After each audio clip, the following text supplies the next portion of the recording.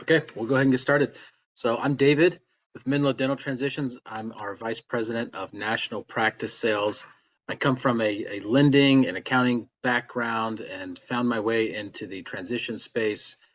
Enjoy what we do. We transact in all over the country, primarily in Western states, and focus on a variety of transaction types, which we'll talk about, from DSOs, large DSO transactions, to owner user transactions, headquartered out of Arizona and work in various areas. I've got joining me Shawn from Dentist Exit Planning. Shawn, I'll let you take a moment to introduce yourself and tell us who you are. Sure. Thanks. Happy to be here. So my name is Shawn Terrell. I am the founder and the lead financial advisor with Dentist Exit Planning. I live in West Des Moines, Iowa, which is the central part of the state and the central part of the country. I've worked in the financial services industry for almost 12 years now.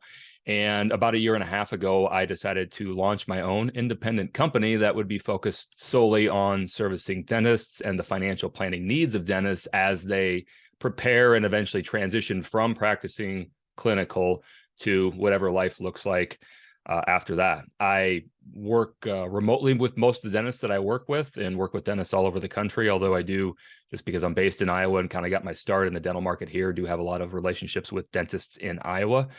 And yeah, just happy to share some of my thoughts tonight and what I think are the big pieces of putting together a financial plan for a dentist when they sell their practice, when they exit clinical.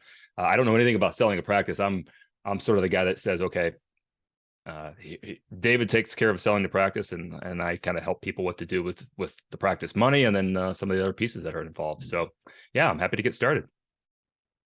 Okay, so tonight we're talking about the practice life cycle, and this presentation, this deck, was born out of frustration and a couple of unfortunate circumstances with sellers making maybe a few missteps along the way, and possibly not being quite as prepared as they could have been to sell their practice. So this, you'll see that a lot of what we're going to talk about is born out of some of the lessons that we have learned as a brokerage over time, and then some of this is going to hit on softer things, deciding when to sell. But we would really like to focus on some of the important considerations that you should be thinking about, and really planning ahead to make the best decision possible. So Zoltar is a character that my family loves. You go on vacation, you pay a little bit of money, and there's the Zoltar there at in San Diego and different places. So Zoltar is um, you know is this character, but even Zoltar could not have foreseen what we experienced in 2020. 2020 is was a time for firsts. The first time that money was really airmailed to every business and individual in the United States.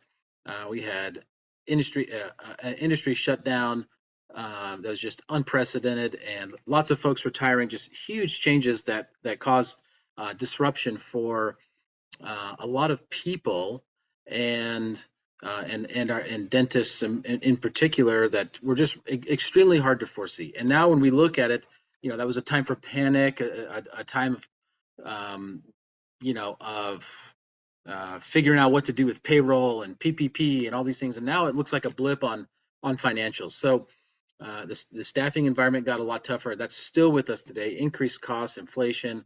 Some of these things are still lingering, and just a very interesting time frame that continues to reverberate.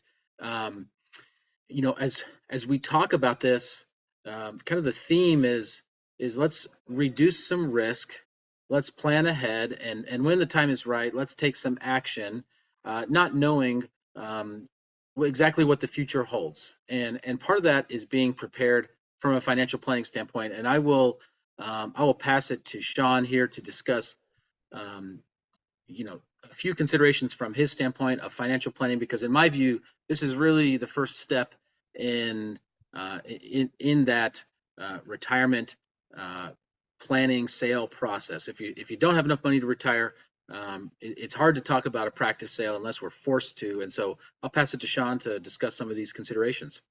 Great, thank you. So as a dentist thinks about exiting clinical and selling their practice, they're most likely thinking about the value of their practice and understanding there's some value there, but whatever that value of that practice is, whatever that check is that they get at the end, and whatever is left over after they pay off the IRS, that lump sum of money is probably in most cases not going to be enough to solve for retirement cash flow for the next 20 or 30 years. And so it's a piece of the puzzle, but it's not the only piece in the puzzle. And so what I work with dentists on is trying to solve the two big problems when they do exit clinical, which is, how do you take the assets to replace the income that you've earned from practicing clinical for the last 20 or 30 years? And how do you do that? How do you take all those different assets and turn them into income or turn them into cash flow? Is there a way to do that more efficiently or most efficiently to not get killed in taxes while accomplishing that, not leaving a tip for the IRS? I want to be very clear. We want to pay the IRS everything that we owe them legally.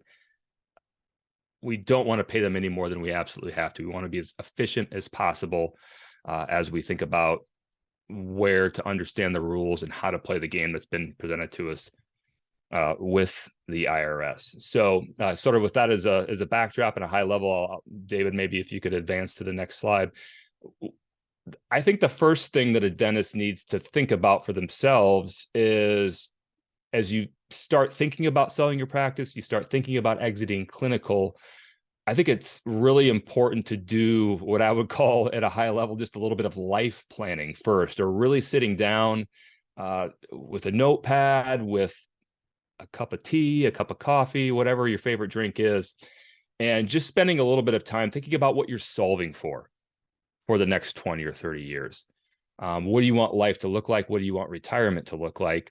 And I think in my experience, there's different things that dentists are solving for. One thing they could be solving for is wanting to sell their practice and exit at a specific time or at a specific age. So that could be, I don't want to practice past age 65. That could be someone that says, I only want to be practicing until I'm 55, and then I want to go do something else, or go off and chase the grandkids around if that's something I'm able to do at that time. So that's one objective that is fairly common. Another objective is solving for a specific type of lifestyle. I think dentists over their 20 or their 30-year career are going to build a life and build a lifestyle around the expectation of the money or the income that they're going to produce from, that they're going to earn from producing good dentistry and perhaps owning their dental practice. And they've probably built a life and a lifestyle around that. So as they step off into their exit away from dentistry, is that lifestyle staying about the same? Is it going to be better, hopefully, or does it matter? Could it be someone who's, I'll go live in a van down by the river, I just want to be done at a certain time? So that's another objective. What does lifestyle look like afterwards? And so there's other dentists that'll say, I'll practice till I'm 75 as long as I'm healthy to do so, as long as it means that when I'm done, I can spend as, $20,000 or $30,000 a month, whatever that number is, basically solving for a different number. And then kind of the third piece there is, as you exit practice, are you trying to exit in a way that sets up your successor in some way? Or are you waiting for a specific successor as you exit? Are you trying to practice until your son or your daughter is done with dental school and can take over the practice? Are you trying to practice until your partner has the money and the resources built up to buy you out? Are you trying to practice until an associate comes along that fits with your clinical philosophy, that you can feel good about how you're leaving your practice and the hands that you're leaving it into clinically and the philosophy that they have? So those are just 2 or 3 different things that I think are really important to start with before a dentist gets too far down the rabbit hole of quantifying and qualifying how they want to exit their practice.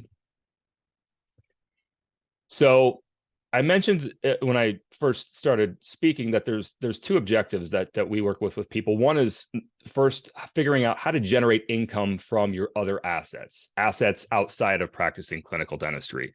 So the first step of that is figuring out what are those assets that are available that can produce income or produce cash flow. So hopefully we have a lump sum of money from the sale of our dental practice.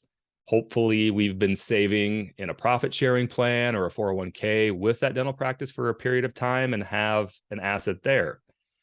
Perhaps we've done some backdoor Roth IRAs or traditional IRAs outside of the qualified plan or the 401k plan that we have there. Beyond that, could be just a traditional brokerage taxable investment account. And then there might be other cash flow or income producing real estate assets that are on a balance sheet of a dentist. So the first step there is just kind of figuring out what income producing assets are available and what's a reasonable expectation to think about generating income off those assets. And then kind of the second bullet point there is, how much risk do you want to take with those assets? So as a really general, easy to understand example, you could have a dentist that has $1 million total in their savings account, and that's all they have from the sale of their practice and everything else. If they only were going to live another 10 years and they knew that, they could spend $100,000 a year for 10 years, and that $1 million would be roughly gone or exhausted at the end of that 10-year period.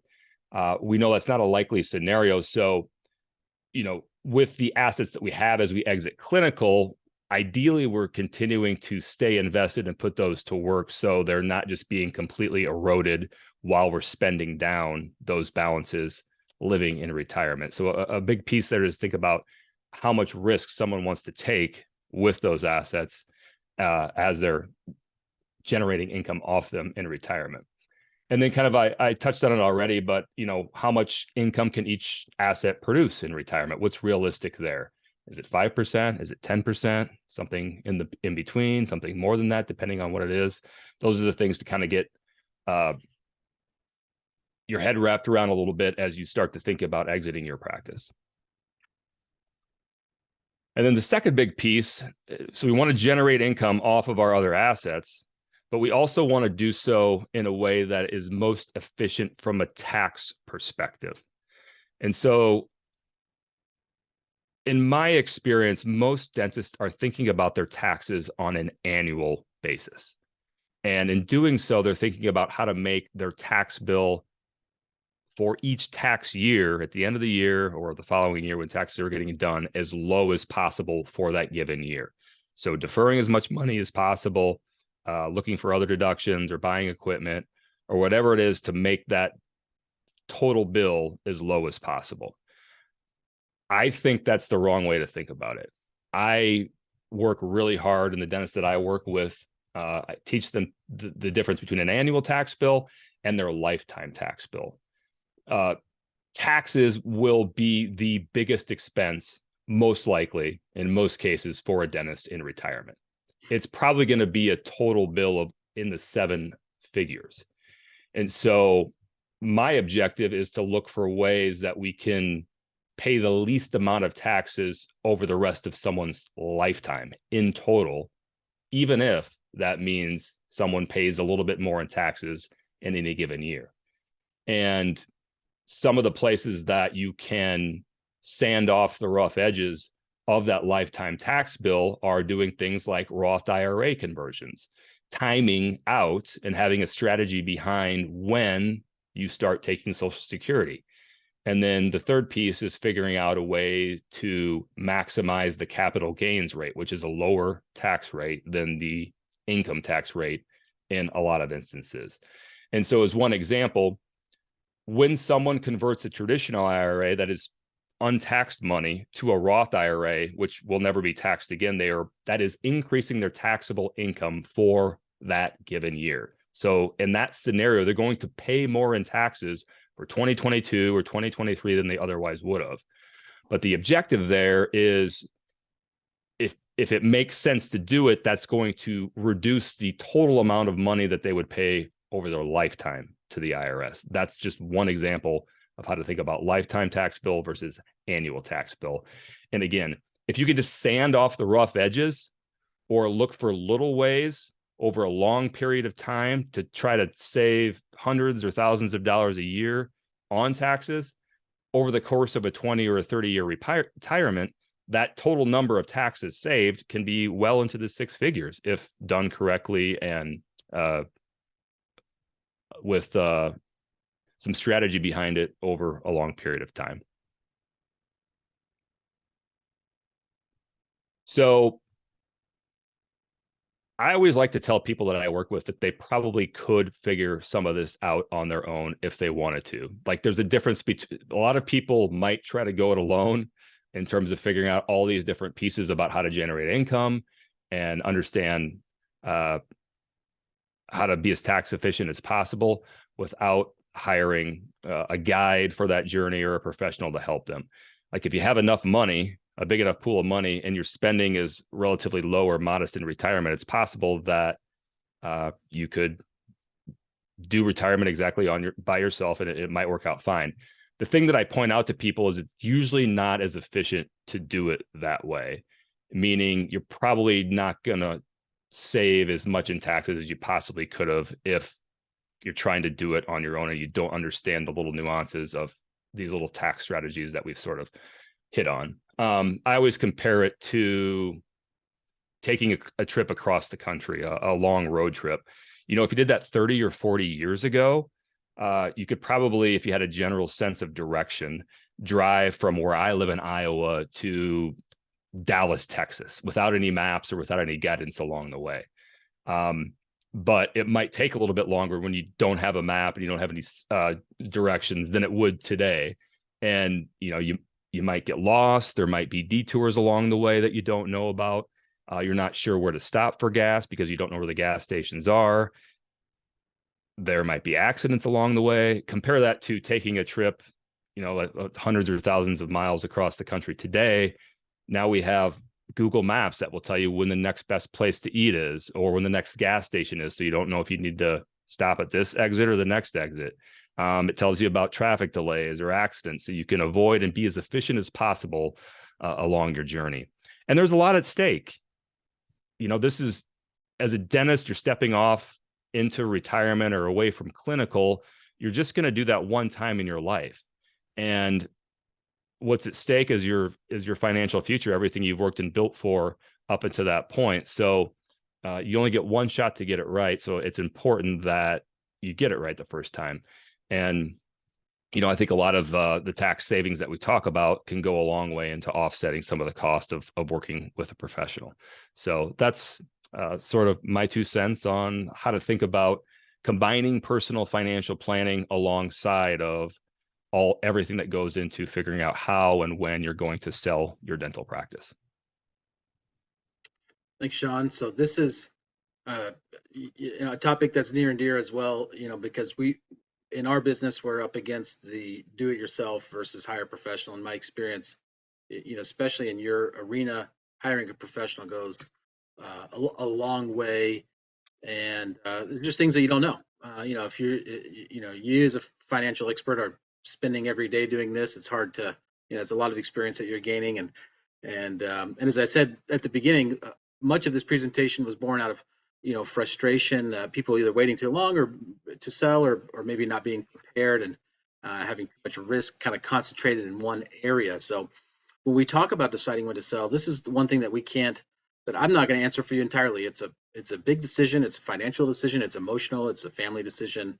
It can be hard to let go of the practice that you've run for 20 or 30, plus years. And so you want to, you want to make a plan. You want to have some people in your corner to help you make that decision. But really, ultimately, at the end of the day, it's up to you. In my role, people usually engage towards the end of their career, and what I've noticed is that there's a lot of things in life that are kind of shaped like a bell curve. And when I think about this bell curve, I applied it to the way I see practices, and so this is what I call the practice owner's curve. If you were to start up your practice, now this is not a perfect representation of what we're trying to illustrate, but it's close. So if you were to start a practice, you begin and you're not making a whole lot of money. The practice isn't worth a whole lot. You're somewhere over here. Over time, you build your personal goodwill. The practice value goes up, your revenue goes up, and these lines are stacked up usually in this order. It's typically revenue, then value, then goodwill. So your practice goes up, and the part where this is maybe a little bit distorted or not true to to reality is that this portion of it, this top portion of it, may go for a much longer run, right? It may last much longer. And if you were just to keep the practice forever, because we all get old and lose our eyesight and ability to do things, since a dentist working with their hands, or at some point that ability to produce is going to go down if you were just to keep the practice forever. So this is a similar curve, same kind of tail to it, but this is assuming that you are um, purchasing a practice. So your goodwill kind of increases with an existing practice. So somebody else's curve is over on the left hand side, top left, and your curve is ramps up with that practice as you buy and get to know those patients, and then you run it for a long time, and then there you go. The other curve that I've noticed, this is the only one that starts to get a little wonky, is the DSO curve. If you build a practice that fits certain parameters, you're going to be able to exit in a slightly different way than other people, or at least you have the option to. So in the DSO curve, or I'll call this maybe it's a multi-location model, or if you were to attract a corporate purchaser, there's a chance that these two lines can cross the value and revenue lines, where the practice could be worth more than what you're collecting in terms of revenue. So this is an interesting curve. And then this is the event curve. This is really the curve here.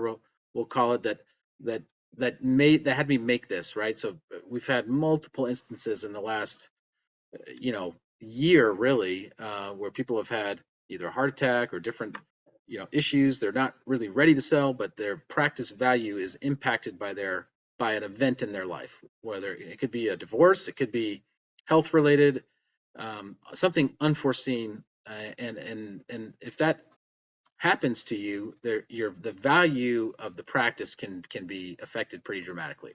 So when I think about this overall concept, there's a part in Top Gun Maverick where he says time is your greatest enemy. And so if you think about it, you are your own asset. If you go back to these slides, your personal goodwill and ability to produce within the practice is what supports everything else. So when you think about time being your enemy, in the world of investing, Shawn is talking about using that money to build assets, and so in this case, you being your own asset kind of depreciates over time, and so time is somewhat your enemy, where we're reliant on your skills and good health and some of those things.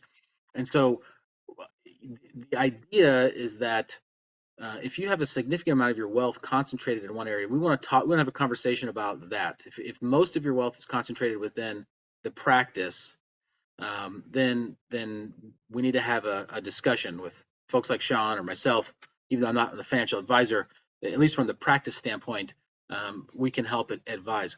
There are some changing conditions too. So if we go back to Zoltar and to this concept of being able to see the future, interest rates are something that is very unpredictable, right? Are high rates better or low rates better? Most people think that low rates are better, but that's typically indicative of a softer economy. And so if rates are increasing like they have been, it's not necessarily a bad thing. It causes people to take action, right? And probably the biggest thing that I want to illustrate is that no one can reasonably predict market-driven rates. And this kind of goes back to the COVID thought and everything that took place in 2020. Nobody really knows what's going to happen on the rate front, and the trends that you see are important. So I'll just show you briefly interest rates. This is as of today. This is a year-long chart, and yes, rates have gone up, and some people think, like I said, that's a bad thing. Not necessarily the case. If somebody sees this trend taking place, they're going to be a buyer. They're going to be very inclined to maybe lock their rate before it goes even higher, because if you look at history, this goes back 20, 30 plus years, really more like 40 years. Rates have been a lot higher historically, and this is coming off the heels of high inflation in the 70s. So we don't know what's going to happen with rates. We don't know if there's going to be another event. And so if the time is right and we're financially prepared, it can make some sense to take action on your practice and diversify that asset. When we talk about lenders, the spigot is on. There's banks are sitting on a lot of cash. This shows liquid deposit at banks.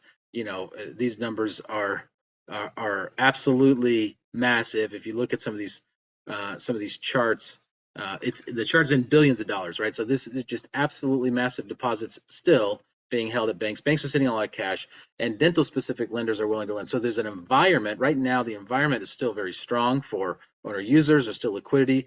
With increased rates, it does affect some affordability in a few instances. Some private equity money is slowed down with higher rates as well. But for the most part, there's still an environment to sell, even with slightly higher rates. So we're going to talk about some specific exit options. A lot of people approach us for associate and partner buyout, inquiries. We'll get requests to appraise a practice. Hey, I want my associate to buy. So it's got some benefits. So as we look at this as an exit option, if we think about taking risk off the table and moving a portion of the practice to an associate, in concept, it's a great idea. It accomplishes a lot of those goals. It takes some of that, we'll call it concentration risk, right? In a bank, if you have too much in one basket, if you will, they call it a concentration risk. So in the dental space, I think about it. If you own your building, you're approaching your late 60s, let's say, and a lot of your wealth is tied up between the building and practice, you can have your own concentration risk. And so this associate partner buyout is a great way to reduce that risk, spread it out to the associate. You're selling to a known party. It's a high success rate post close, easy financing. Banks are generally willing to lend. And it's a low intensity sale. A lot of those good things also become bad things.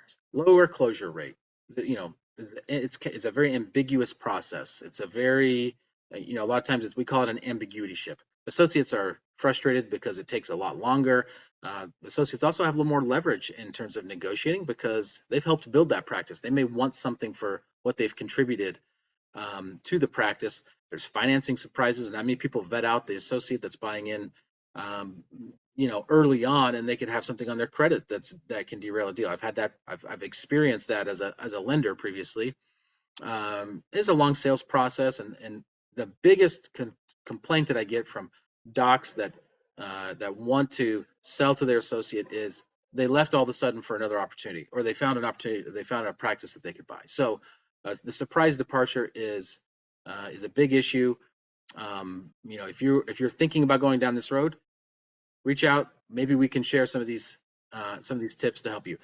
The majority of our transactions are private sales, owner user. So somebody takes their practice to market, owner user seller, owner user buyer. This is you're not going to be able to read every word on here, but the idea is that there's an initial consultation. We onboard, we do an appraisal, we determine a value of the practice, and then we market that practice. And sometimes it's depending on the path that we go. Sometimes it stays with something that looks and feels more like a appraisal, and other times it goes the route of a prospectus, a marketing document, something that can highlight the practice and present it in a nice way.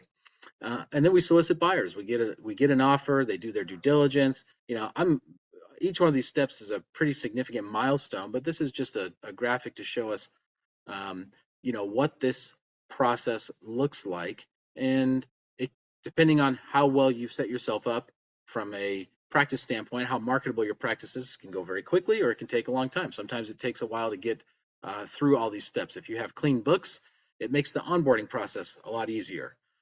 If the aesthetics of the practice are presentable, then that makes the marketing portion of this much easier as well. So there's things that you can do early on that make everybody's life, a lot easier throughout this process. Can you sell it on your own? Yes, some of my best customers are people that have tried to sell the practice on their own, and those transactions do happen. So we can't necessarily ignore it, but there's some challenges along these lines. Just like Shawn was discussing, this is not it's not the easiest thing to do. In fact, a lot of people think it's easier than it actually is. So for example, creating a competitive environment, that's important in this process to the extent that you can. It's a very important thing. And then maintaining goodwill between the parties is important. It's really hard to do those two things simultaneously, right? If you're doing it yourself. So having a broker or somebody in between we act as like a buffer, right? We can create that competitive environment, but you're not, you're still able to be the nice guy, if you will. Interpreting offers is important. If you get a DSO or a corporate offer, these are very complex offers, difficult to interpret and understand.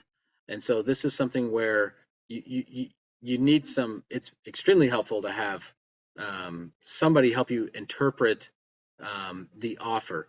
CPAs and attorneys, while they can be helpful in this process, if they're going to take it from end to end, there's generally gaps, right? So nobody really thinks of a CPA as being a great marketer. And spending 200 hours on a transition is not uncommon, and it's hard to keep confidentiality if you're going to sell on your own. As a lender, I didn't really enjoy, working on unbrokered deals just because it takes forever to close because they've missed things. They usually don't. There's something they haven't taken into account or something that's not clean about it. So um, those are some of my thoughts. Shawn, I want to give you a second to kind of chime in if there's any thoughts that have come to mind. You had a slide about doing it on your own. We have, in our space, some thoughts about doing it on your own. Have you any experiences on your end as far as seeing people go through this process and what it might be like from your perspective as a financial planner with the DIY crowd when it comes to practice sale? So I was doing a podcast recording a couple weeks ago with a dental specific attorney, and I was asking him about the importance of using a dental specific attorney for these transactions. And he gave the example that as a clinician, as a dentist, like you think back to the first root canal or whatever procedure you want to pick, the first time that you did that versus the one that you did 30 years into your career, and the efficiency and the skill that you had for the first couple ones versus the ones that you just did last week. Point being, the more you do something, the more you learn the mistakes and the potholes and all the things that you don't know the first time you do something. So, selling your dental practice, figuring out how to take the proceeds from that practice and go off in retirement and generate income off your assets. Those are things that most dentists just don't, through no fault of their own, don't have very much experience doing. If any experience at all, they're going to do it once in their life, hopefully. So you need to do it really well. Point is, I think it's really important to lean on a professional in both those areas if you can, if you're open to it, just because, this is our life. We live this. I'm reading nonstop about everything that goes into financial planning for dentists in retirement. We're doing it day in and day out. And just that institutional knowledge of doing that can go a long way to help dentists look out for the landmines of not knowing what they don't know. Yeah, no, there's a lot of wisdom in that, and nothing against, CPAs or attorneys trying to take that process from our end. There's definitely a place for everybody, right? I'm not a tax guy. I'm not an accountant or an attorney. Like, there's definitely a place for a lot of these experts. So it's good to have it's good to have the team. You don't necessarily need the biggest team. Sometimes we see people with a really big team. You don't necessarily need the biggest team of every different type of advisor that there could be out there, but it's good to have some of these core folks in your corner helping you plan. We talk about retirement office. One of the I've come across a few folks that just don't want to sell.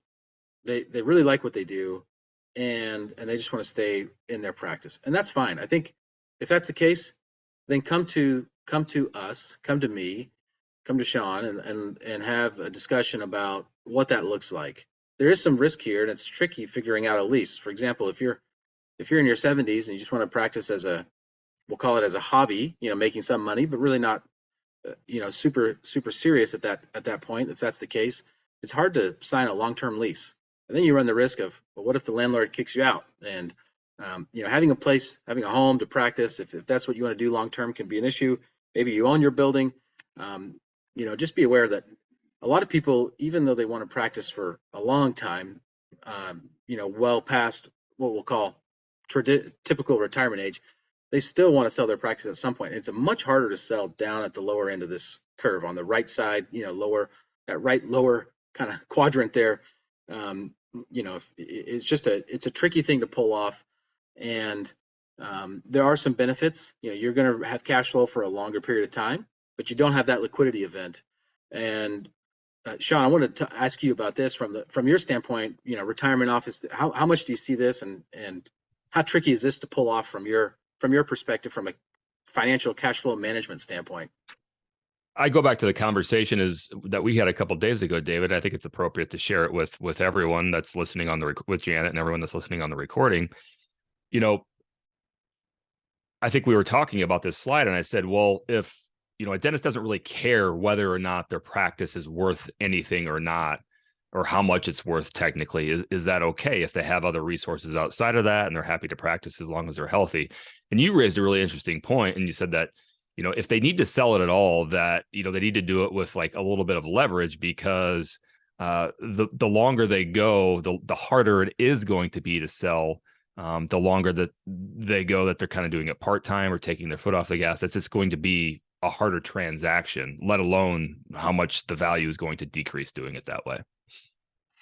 Yeah, it's tricky, and I realize it's hard. I talked to somebody not long ago that said, I like what I do, not going to sell anytime soon. He's a dentist practicing in his 70s, and and I'm not going to argue against that, but it is challenging from from an outside advisor standpoint, hard thing to work with.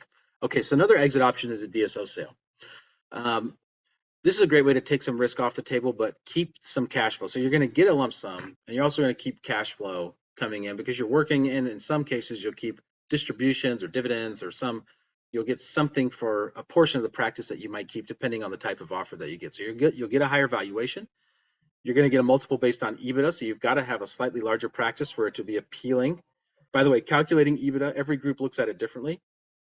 Not the easiest thing. It's actually not that we say EBITDA, but it's really not that definition. So EBITDA in a DSO is going to be the actual definition of EBITDA plus like 10 other adjustments that you'll make. Redundancies that they may have. If they offer certain services that you've paid for, that needs to be added back and it counts towards your EBITDA. So there's calculating EBITDA is really not that straightforward.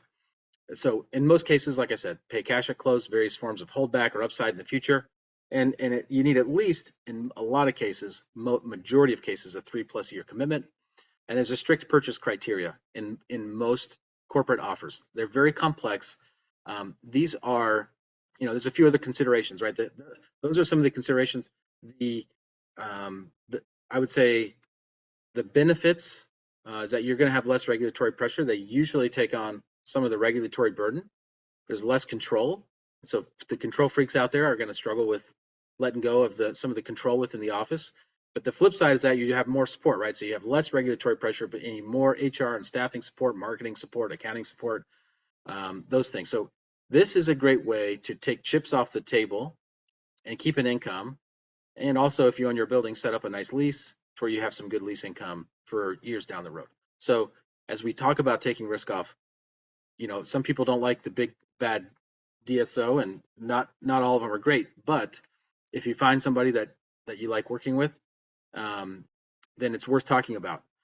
When you sell to a DSO, it's important to keep some of those core ideas that we discussed on the can you do it yourself. Creating that competitive environment. A lot of people are solicited by corporate groups directly, and they think, man, here's a huge number, let's go. The reality is, they're 100% of the time when we've looked at a unsolicited offer, they're leaving money on the table. And so going back to that EBITDA calculation, if you have an expert take a look at this, just myself, folks at our firm, we're going to find ways to increase that EBITDA, increase your multiple, and negotiate, in a lot of cases, a better lease, create a competitive environment. So there's a lot of considerations along this path. This graph is essentially illustrating that there's fewer dentists working as solo practitioners. I don't like it because it really zooms in on this, area between, 40% to 65%. So it makes it look maybe worse than it is, but there is nonetheless still this trend of people kind of moving that direction. Last thing I'll say is partnerships are becoming a lot more popular rather than the old school DSO model. They operate behind the scenes more so now. There's increased interest in this model from institutional investors, so lots of activity in that space. Real estate considerations.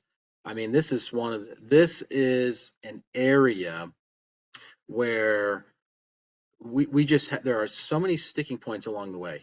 If you own your real estate, even if you're just a tenant, you need to make sure that your lease is assignable and that you have enough term left. If your lease is not assignable, then we have to strategize on how to approach the landlord, when to do it. Does that kind of break confidentiality? The real estate can be an asset that's worth more than the practice in some instances, and so selling the practice with the building it can be difficult as well. It's a bigger loan. there's just so many considerations. A lot of people come to us and say, "Hey, I want to sell my practice and my building." Um, Not in every case, but if they own both, they have that thought at some point in the process, and it's a bigger, more complex transaction to get across the finish line. And a proper triple net lease, the second bullet point here, can be worth a lot more than owner user real estate. And so if you can stomach the idea of being a landlord for some time, you'll get some cash flow and you'll have some exit options as you go to sell that real estate down the road. So uh, if you're open to different solutions, then there's a lot of things that we can do if you own your real estate, if we prepare a little bit in advance. Some leases have crazy things in them. If you're renting from a third party independent landlord, there's just all kinds of things that they'll throw in leases that make it difficult. Like they can require a certain number of years of clinical experience. The seller can be, we've seen a clause that could force the seller to vacate within 30 days if they don't approve of the new tenant. Just lots of things in leases. Like leasing is, if you can get your lease reviewed in advance, it's a really good thing to do. So we know on the transition side what we're working with.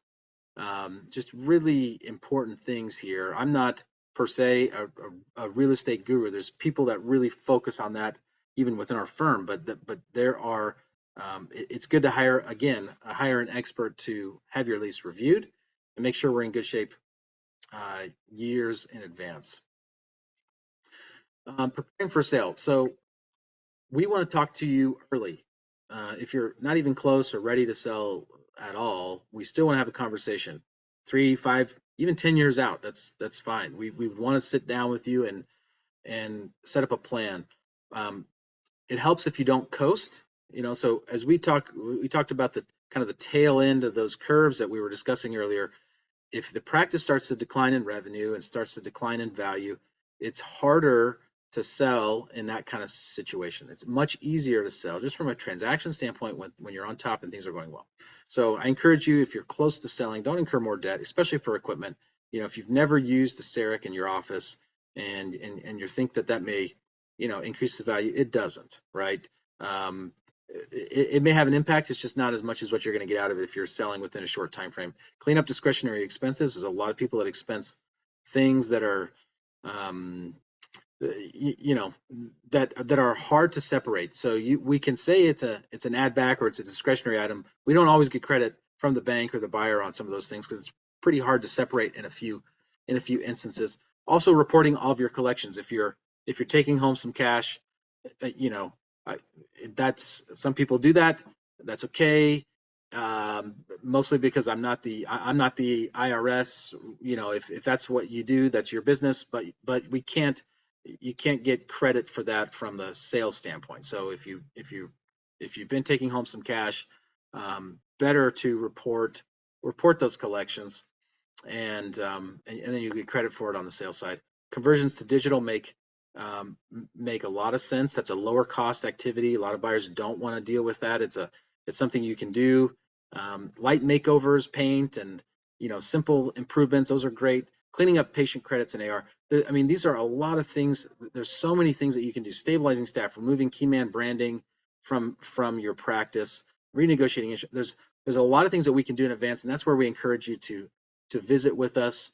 Shawn, I don't know if you have any thoughts that come to mind on preparing for a sale. Obviously, financially, one thing that we don't have in here is the financial planning portion of this. But this is just something that there's lots of things from a transactional standpoint that make our life easier. There's lots of things that you can do from a financial planning standpoint. Any thoughts that you want to add on preparing for a sale in advance? Yeah, I like that 3 to 5 year timeline. I think when practices are evaluated, most of the times they're looking back 3 years in collections. A lot of times, they're weighted each year differently.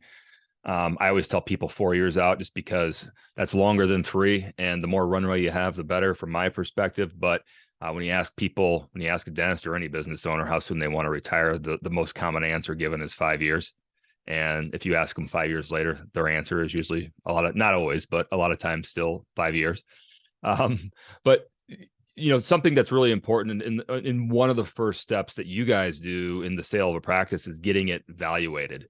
I think it's really important along with that on the personal side with your other assets outside of your dental practice is to do sort of evaluation of that as well. And what's in your 401k? What are your uh uh IRAs look like? What are your taxable investments? Like, the more intentional that you can be and the more runway you have, the better your plan is going to be and the more efficient it's going to be in terms of tax savings. Timing out Social Security, doing Roth conversions before you get to Social Security turned on, things like that are just really important. But it starts with just getting a basic evaluation done. If you've been a do-it-yourselfer dentist up until this point with your financial planning, most advisors, I think, will do some sort of project-based valuation. If you've been working with another advisor and you're just not sure if they've or you just want a second opinion, I think that's a good time to do that as well. Just sort of get where you are and what your options are as you start to go through this transition. Yep, and you led me in perfectly to my next slide here on appraisals. So we can do, we can do a quick evaluation, have a free discussion, if you will, on to help you benchmark. But we also offer full blown appraisals, and many other firms do too. So even if you weren't to use our firm, a lot of these benefits are still still the same. So comps are important. Professional appraisals, certified valuation analysts, especially dental specific valuation analysts, there's not very many with that designation, by the way, are they're going to use data and they're going to use formal appraisal methods, right? So they're all these different methods that you see at the bottom: book value, liquidation value, income, DCF, all these different models get factored in to an appraisal. And so if you really want to pin down, hey, I'm selling to an owner user, that's my path, and I want to know what my practice is worth with some support behind it, with some meat on the bone, if you will. An owner user, a professional appraisal is a great way to do that. Some people will use our service and stick it in their trust documents. They form a trust. If you don't have a trust, that's something, by the way, not a trust attorney, you should definitely consult with one. You get a trust, you put the appraisal in there. It makes it a lot easier. If something suddenly happens to you as a seller, it makes it a lot easier to take action if you have a sudden unexpected health event, for example. Paves the way for us to come in and do our work quickly. This is just one slide on some of the comps that you might see, some of the data drivers, right? So this is an actual appraisal that took place, and we're showing, you can see we're trying to categorize things, right? No multi-providers, general offices, type of office, and we're trying to narrow in on some of these different value drivers, collections being one of them. There's a lot of rules of thumb out there on how to value a practice. We like to use market-driven data for a lot of this valuation work. So when did it close? What was its price to earnings? What was its price to revenue? Those types of things. This data is very important in terms of substantiating the value of your practice. So I mentioned this already. Some of the appraisal considerations that you should take a look at are you working with a CVA? Do they have that credential? How much experience do they have? There's a lot of people that will do an appraisal, and so the question is, what does that mean? What is the scope behind that? And maybe they're not a CVA, but the scope makes sense for your situation. That's fine. But I think it's important to at least ask the question and understand what the scope is of what you're doing. We'd love to stay in touch. If there's something if there's questions and things you'd like to discuss, have your lease reviewed, reach out to myself, and I don't necessarily do all those things, but we can at least get you pointed in the right direction if it's something that's outside of my scope. Shawn as well, I'm sure he would love to talk to you. Shawn, if you don't mind, just take a minute and describe what's the best way for somebody to engage with you if they have questions or want to talk further. Sure. It's free. There's no cost to schedule an initial consultation. My service model is I do sort of that initial valuation, or maybe in a dentist terms, I call it a treatment plan, a financial treatment plan. That's where I'm really trying to understand a dentist's objectives, what their accounts look like, and kind of how they're thinking about retirement, all the different variables that can go into that. and I'm doing some analysis on my end and sort of presenting them with some options about how they can think about retirement moving forward. It's usually over a series of 3 or 4 meetings over a 1 or 2 month period. And I do that for a flat fixed fee, and then people can get a second opinion, or people can get that valuation on kind of where they are personally on their finances and how that fits in when they start thinking about their dental practice and the sale of it. That's one piece of the puzzle that we can kind of plug into that as well. And then beyond that, if people want ongoing help for a lot of these things that we do into retirement and beyond clinical, then we have a second service model that people can move into that way as well. But the first step is just to reach out and schedule an initial consultation. I described the initial consultation of, just an online meeting where we're jointly deciding if you as a dentist are a good fit, or we're a good fit for each other. Are you a good fit for what we do? And how are you thinking about it? And can we help you? And if we can't help you, if it's not a good fit, we'll be the first ones to tell you. Well, thank you, Shawn. This was fun. Let's do it again. Yeah, I enjoyed it. Thanks for having me, David.